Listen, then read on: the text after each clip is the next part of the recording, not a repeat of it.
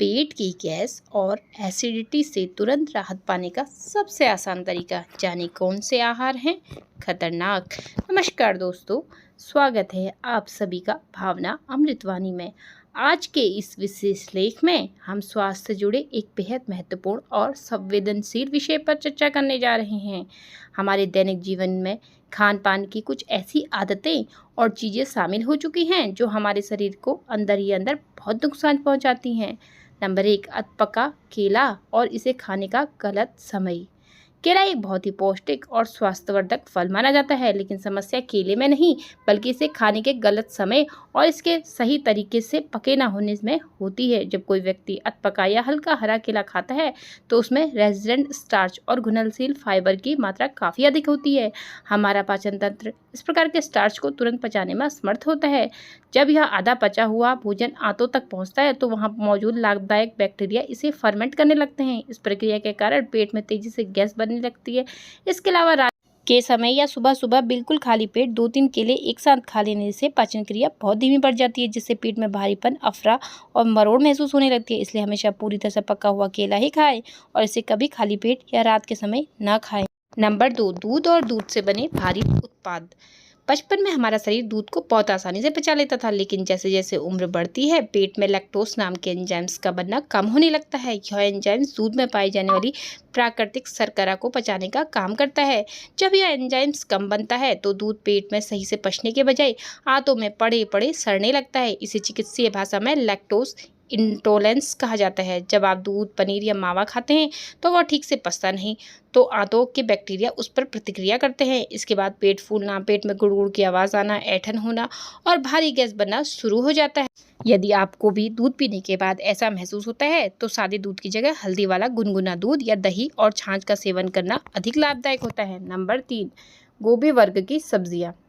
पत्ता गोभी, फूल गोभी और ब्रोकली जैसी सब्जियां विभिन्न प्रकार के विटामिन और मिनरल से भरपूर होती हैं, परंतु पेट में गैस पैदा करने के मामले में इन्हें सबसे आगे माना जाता है। इसका मुख्य कारण यह है कि इसमें रेफिनोस नाम का एक जटिल शर्करा पाई जाती है। हमारा पेट और छोटी आंत इस तत्व को पूरी तरह पचाने में असमर्थ होते हैं। इसका परिणाम यह होता है कि यह बिना पचे सीधे बड़ी आंत में पहुंच जाता है। बड़ी आंत में मौजूद बैक्टीरिया जब इसे तोड़ने का प्रयास करते हैं तो भारी मात्रा में गैस पैदा होती है। यही कारण है कि गोभी खाने के कुछ ही देर बाद पेट डोल की तरह फूलने लगता है। गोभी को हमेशा अच्छी तरह से पकाकर और हींग, अजवाइन व अदरक का तड़का लगाकर ही सेवन करना चाहिए। नंबर 4, दालें, राजमा और छोले। शाकाहारी लोगों के लिए दालें, राजमा, काले सफ़ेद चने और लोबिया प्रोटीन का सबसे बेहतरीन जरिया होते हैं, परंतु यह भी एक बड़ा सत्य है कि यह पेट में सबसे ज़्यादा गैस और एसिडिटी उत्पन्न करते हैं। इन दालों में एक जटिल कार्बोहाइड्रेट्स होता है जिसे हमारा शरीर आसानी से तोड़ नहीं पाता। जब हम बिना भिगोए या जल्दीबाजी में उबाली गई दालें खाते हैं तो यह स्टार्च पेट में जाकर जमा हो जाता है और फर्मेंटेशन के कारण पेट गुब्बारे की तरह फूलने लगता है। कई बार यह गैस ऊपर सीने और सिर की तरफ चढ़कर तेज दर्द पैदा कर देती है। इसलिए दालों या राजमा को पकाने से कम 6 से 8 घंटे पहले पानी में भिगोकर रखना चाहिए और पकाते समय हींग व काले नमक का प्रयोग अवश्य करना चाहिए। नंबर 5, च्युइंगम चबाना और सोडा ड्रिंक्स पीना। बहुत से लोग माउथ फ्रेशनर के रूप में या भूख दबाने के लिए च्युइंगम चबाते हैं, लेकिन जब आप लगातार च्युइंगम चबाते हैं तो बार बार मुंह खोलने और बंद होने की वजह से आप अनजाने में बाहर की हवा निगल लेते हैं। यह हवा सीधे पेट में जाकर जमा हो जाती है। दूसरी तरफ जब आप खाना पचाने के नाम पर सोडा या सॉफ्ट ड्रिंक्स पीते हैं तो आप बुलबुलों के रूप में सीधे कार्बन डाइऑक्साइड गैस अपने पेट में डाल रहे होते हैं। यह गैस पेट की दीवारों पर दबाव बनाती है, जिससे पेट फूलता है, खट्टी डकारें आती हैं और पेट के निचले हिस्से में दर्द उत्पन्न होता है। इसलिए प्यास लगने या भारीपन महसूस होने पर सोडे की जगह गुनगुना पानी या नींबू पानी पीना ही सबसे बेहतर विकल्प होता है दोस्तों। अब है नंबर 6, सेब और नाशपाती का अत्यधिक सेवन। सेब और नाशपाती में प्राकृतिक मिठास यानी फ्रुक्टोज बहुत अधिक मात्रा में होता है। साथ ही इनके छिलकों में फाइबर भी ज़्यादा होता है। कई लोगों का पाचन तंत्र इस फ्रुक्टोज को पूरी तरह सोख नहीं पाता। जब यह फ्रुक्टोज बिना पचे आंतों में पहुंचता है तो वहां के बैक्टीरिया इसे ईंधन की तरह इस्तेमाल करते हैं और तेजी से गैस रिलीज करते हैं। यदि आपका पाचन तंत्र कमज़ोर हो तो सेब का छिलका उतार कर खाएं और इसे हल्का सा भाप में पकाकर सेवन करें ताकि यह आसानी से पच सके। नंबर 7, तला भुना और मैदे से बना भोजन। समोसे, कचौड़ी, छोले भटूरे, बर्गर, पिज़्ज़ा और मैदे से बनी चीज़ें खाने में जितनी स्वादिष्ट लगती हैं, पेट के लिए उतनी ही नुकसानदेह होती हैं।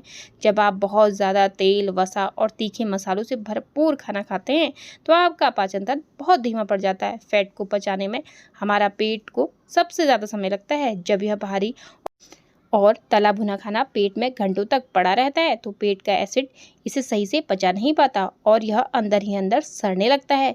इस सड़न से भयंकर गैस बनती है जो ऊपर की तरफ उठती है, जिससे सीने में भयानक जलन और खट्टी डकारें आने लगती हैं। नंबर 8, कच्चा प्याज और लहसुन। खाने के साथ कच्चा प्याज और लहसुन खाना कई लोगों की पसंद होती है, लेकिन यह पेट में गैस उत्पन्न करने वाले गुप्त कारणों में से एक है। इसमें फ्रुक्टोज नाम का फाइबर और सल्फर कंपाउंड पाए जाते हैं। हमारी छोटी आंत में फ्रुक्टोज को तोड़ने वाले एंजाइम्स बहुत कम होते हैं। जब आप कच्चा प्याज खाते हैं तो बिना पचे बड़ी आंत में चला जाता है। वहाँ बैक्टीरिया जब इसे तोड़ते हैं तो बहुत तेज गंध और सल्फर गैस पैदा होती है। इसलिए यदि आपको अक्सर पेट में समस्या रहती है तो कच्चा प्याज खाना बंद कर दें और इसे हमेशा अच्छे से पका कर ही खाएं। नंबर 9, आर्टिफिशियल स्वीटनर और शुगर फ्री उत्पाद। जो लोग वजन घटा रहे हैं या जिन्हें मधुमेह की समस्या है वे चीनी से बचने के लिए शुगर फ्री गोलियां, डाइट सोडा या प्रोटीन बार का इस्तेमाल करते हैं, परंतु इन उत्पादों में सोर्बिटोल और जाइटोल जैसे शुगर एल्कोहल्स होते हैं। हमारा पाचन तंत्र इन्हें पचाने के लिए नहीं बना है। यह पेट में बहुत धीरे धीरे प्रोसेस होते हैं और बिना पचे आंचों तक पहुंच जाते हैं, जिससे भयंकर गैस, पेट दर्द और ब्लोटिंग की समस्या खड़ी हो जाती है। नंबर 10, अचानक अत्यधिक साबुत अनाज का सेवन। साबुत अनाज जैसे दलिया, ओट्स, ब्राउन राइस और मल्टीग्रेन आटे में भरपूर फाइबर होता है, लेकिन समस्या तब शुरू होती है जब आप अचानक अपने खाने में बहुत ज़्यादा फाइबर बढ़ा देते हैं। जब आप एक ही बार में बहुत ज़्यादा फाइबर खा लेते हैं तो उसके साथ पर्याप्त पानी नहीं पीते तो यह फाइबर पेट में जमा होकर कब्ज और भयंकर गैस का रूप ले लेता है। इसलिए अपने आहार में फाइबर की मात्रा धीरे धीरे बढ़ाएं और साथ में दिन भर पर्याप्त मात्रा में पानी भी पीते रहें। नंबर 11, चाय के साथ बिस्किट या नमकीन खाना। शाम के समय चाय के साथ 2 बिस्किट या थोड़ी सी नमकीन खा लेना बहुत आम बात है, परंतु यह संयोजन पेट के लिए बहुत खतरनाक साबित होता है। बाजार में मिलने वाले बिस्किट और नमकीन मैदे, पाम ऑयल, बेकिंग सोडा और अत्यधिक नमक से बने होते हैं। जब गर्म चाय के साथ यह मैदा और तेल पेट में पहुंचता है तो पेट का एसिड इसे पचा नहीं पाता और यह आंतों में चिपकने लगता है, जिससे तीव्र एसिडिटी और बदबूदार गैस बनने लगती है। नंबर 12, सुबह खाली पेट कड़क चाय या कॉफ़ी पीना। सुबह उठते ही खाली पेट कड़क चाय या कॉफ़ी पीना स्वास्थ्य के दृष्टिकोण से बेहद हानिकारक है। चाय और कॉफ़ी में कैफीन तथा टेनिन भारी मात्रा में होते हैं। जब सुबह पेट बिल्कुल खाली होता है तो कैफीन सीधे पेट के अंदरूनी परत से टकराता है। इससे पेट में तुरंत हाइड्रोक्लोरिक एसिड का उत्पादन बहुत तेज़ी से बढ़ जाता है, जिससे पेट में जलन, सीने में तेजाब उठना, सिर दर्द और मिचली महसूस होने लगती है। सुबह की शुरुआत हमेशा गुनगुने पानी से ही करनी चाहिए।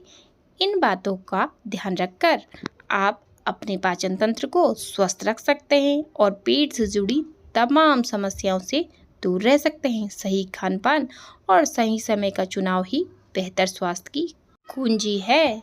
दोस्तों, तो उम्मीद है कि ये पेट में गैस और एसिडिटी से जुड़ी यह जानकारी आपके लिए बेहद उपयोगी साबित होगी।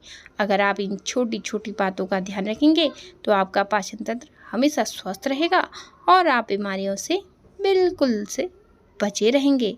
आपको यह वीडियो कैसा लगा हमें कमेंट सेक्शन में लिखकर ज़रूर बताएं। अगर यह जानकारी आपको पसंद आई हो तो इस वीडियो को लाइक करें, अपने दोस्तों और परिवारजनों के साथ शेयर करें और इसे अपने सभी व्हाट्सएप ग्रुप्स में ज़रूर भेजें ताकि हर कोई इसका लाभ उठा सके। स्वास्थ्य और आहार से जुड़ी ऐसी ही ज्ञानवर्धक जानकारियों के लिए हमारे चैनल भावना अमृतवाणी को सब्सक्राइब करें और बेल आइकन को ऑल पर सेट करना बिल्कुल ना भूलें। स्वस्थ रहिए, मस्त रहिए और हमेशा खुश रहिए। वीडियो के अंत तक बने रहने के लिए आप सभी का दिल से धन्यवाद। तब तक के लिए जय श्री कृष्ण, राधे राधे। मिलते हैं जल्दी एक नई वीडियो के साथ।